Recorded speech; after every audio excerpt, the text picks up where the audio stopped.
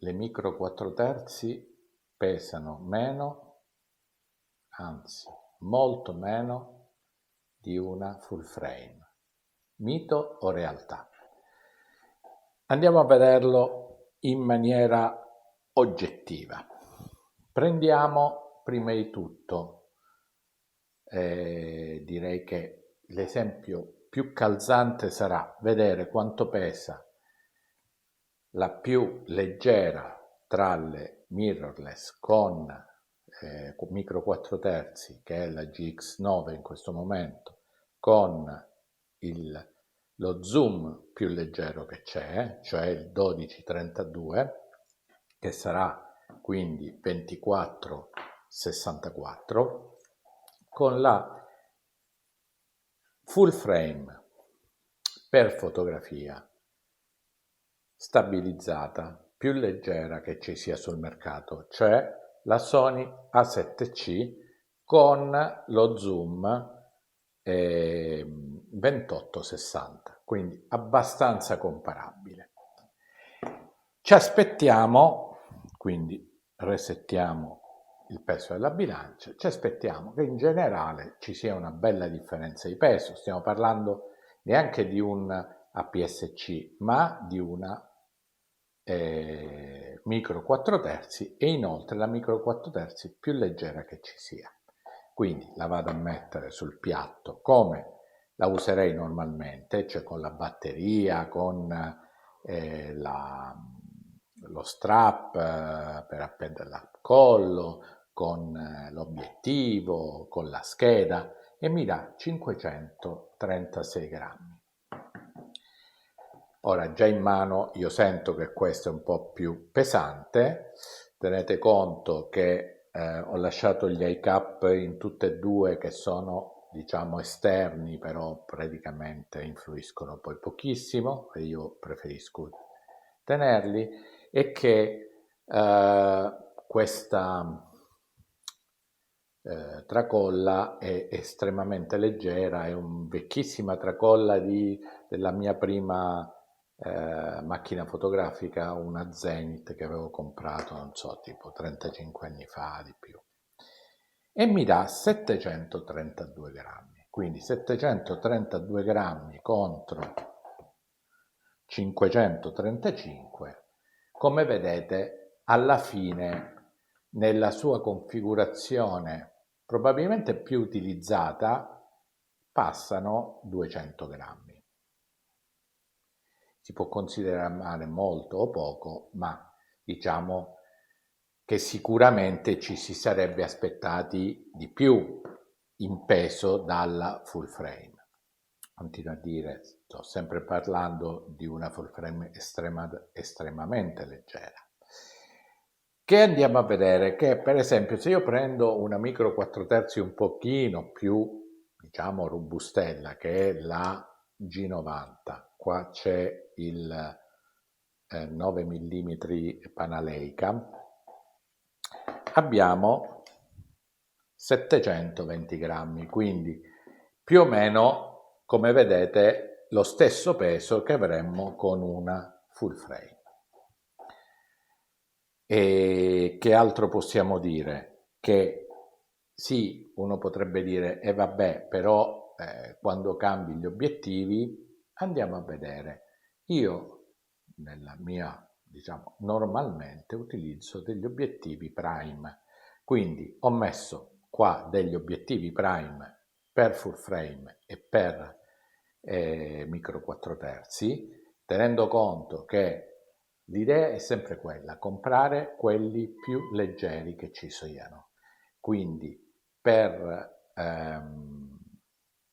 micro 4 terzi i più leggeri in assoluto sono quelli proprio di Lumix, perché quelli di Olympus sono più pesanti, perché quelli di terze parti sono ancora più pesanti, perché tenete conto che quasi tutti quelli di terze parti in realtà fanno degli obiettivi APS-C e poi mettono la baionetta per il micro 4 terzi, quindi poi alla fine quelli sono più pesanti. Andrei a prendere diciamo un grandangolo, questo è un 15 mm Leica, Panalaica f1.7, lo metto, scusate si è spenta, lo metto sulla bilancia e mi dà 153 grammi.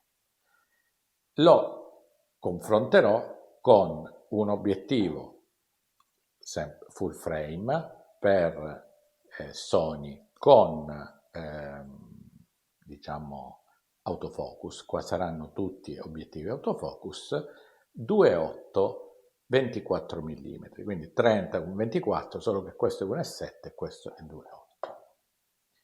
E abbiamo 125 grammi, quindi rifacciamo 153, 125.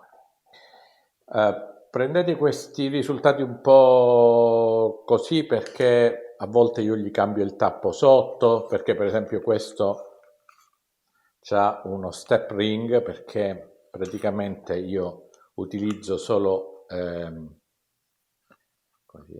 filtri 58 che mi servono per tutti, perché quello che ha 58 qua è il 75 f1.8 e sul micro 4 terzi ho il 1260 Lumix che ha anche 58, quindi poi tutto il resto lo faccio con gli step ring, quindi magari qualcuno ha lo step ring di sopra, ma sono grammi, non è quello che io sto cercando di comprendere qua. Sto cercando di comprendere se le cose sono veramente così diverse, se veramente c'è questa così grande differenza quando parliamo di macchine e obiettivi full frame con micro 4 terzi. Andiamo per esempio a prendere questo è un 25 mm, quindi un 50 in termini di full frame, mannaggia la bilancia che si spegne, abbiamo 153 grammi, vediamo sempre della Samyang o Rokinon il 45 mm f1.8, perché questo è f1.7, questo è un f1.8, quindi qua veramente andiamo a prendere cose realmente molto simili e abbiamo 190 grammi, quindi il 25 154 e questo 190, compresi i tappi e tutto. Benissimo. Andiamo a vedere un obiettivo da ritratto. Qua sì, vedremo forse un po' di differenza. Questo piccolissimo è il 42,5 f1.7, 42,5 1.7, quindi un 85 mm. Lo vado a mettere, fa 150 grammi. Se io prendo il 75 f1.8, quindi stiamo più o meno su quell'ordine di grandezza, abbiamo 253. Quindi qua sì abbiamo circa 100 grammi di differenza. Quindi non stiamo parlando di pesi o ingombri folli, io ve li metto nell'ordine, anzi farei così, guardate, per compararli. Così, così e così, tanto per capire qual è l'ordine di grandezza. Tutta questa differenza io sinceramente non la riesco a vedere. Dove però troveremo enormi differenze. Io, visto che ho la Sony da poco, mentre è tanti anni che ho le Lumix, stavo cercando un obiettivo, diciamo, dal 24-70, poi c'è il 24-105, eccetera. Non mi serviva neanche particolarmente luminoso, perché voglio dire, siccome era solo per portarsi un solo obiettivo in viaggio, che comunque vi dico che dove cavolo l'ho messo?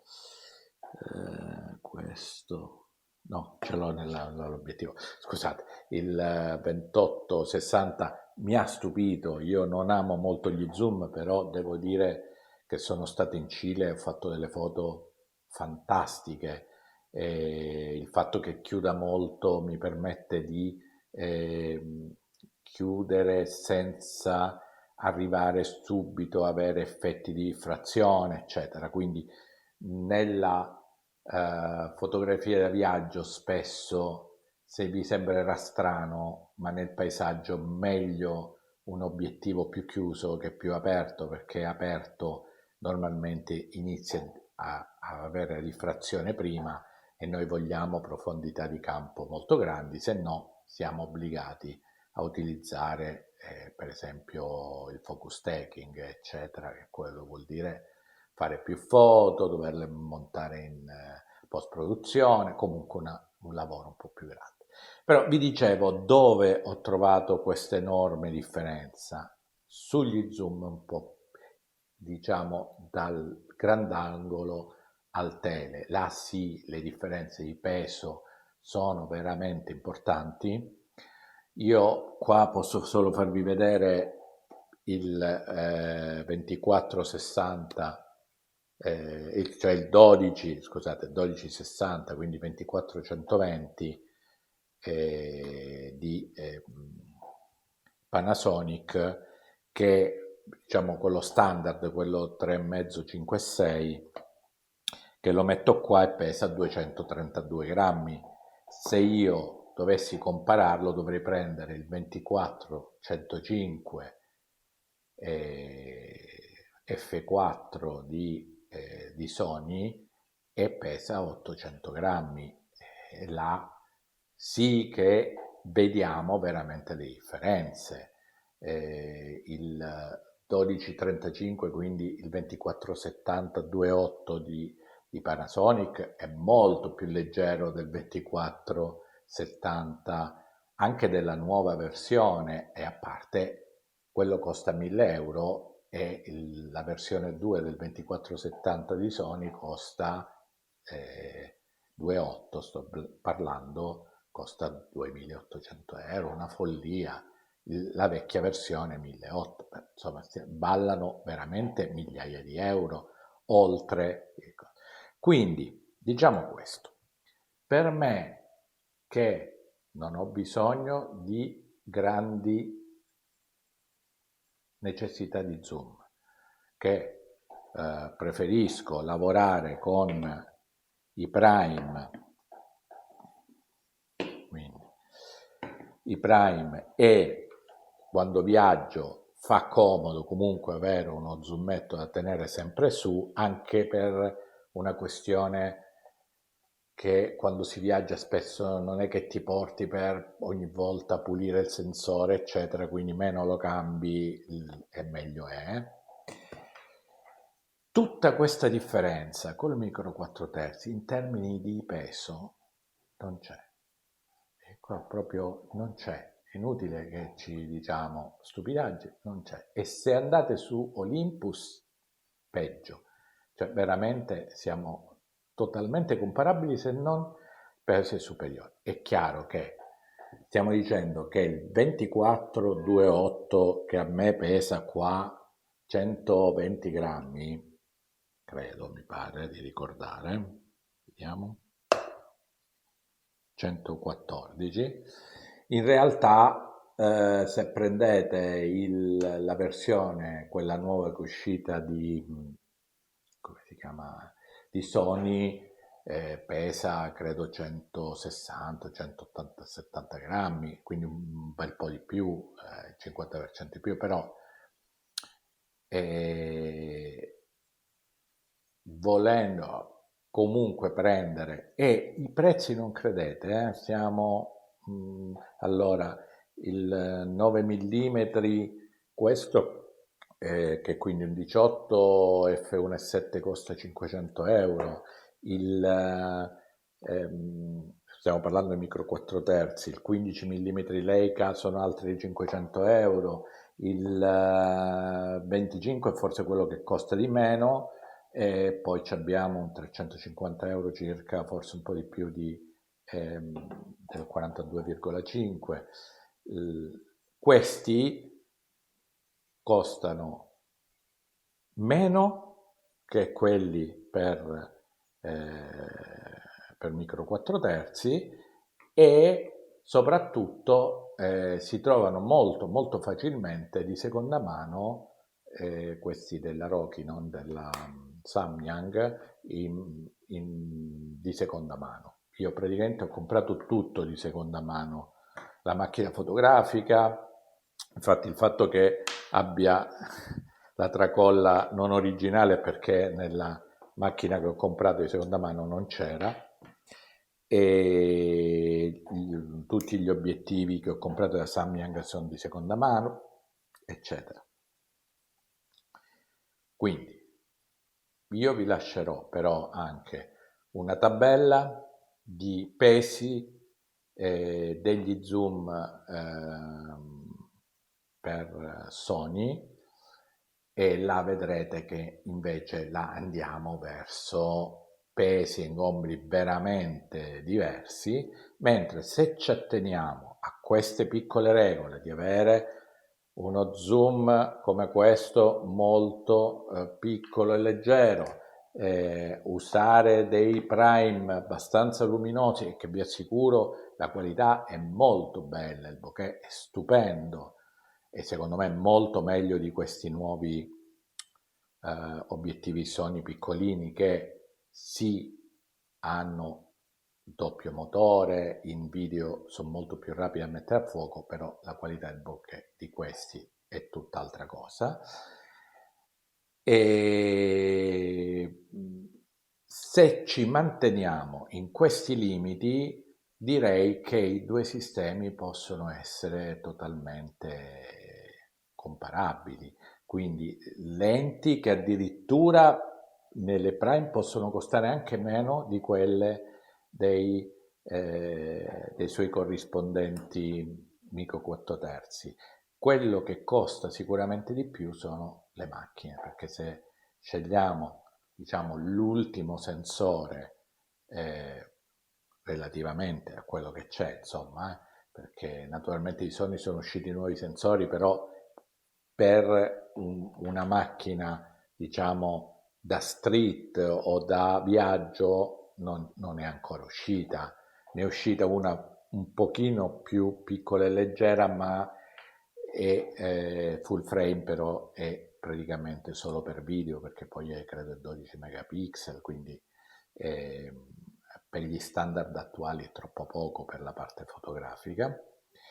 E niente, credo che potremmo concluderla così. Questo è quello che dice la bilancia, non quello che dico io. Spero a qualcuno possa aprire un po' gli occhi. Grazie.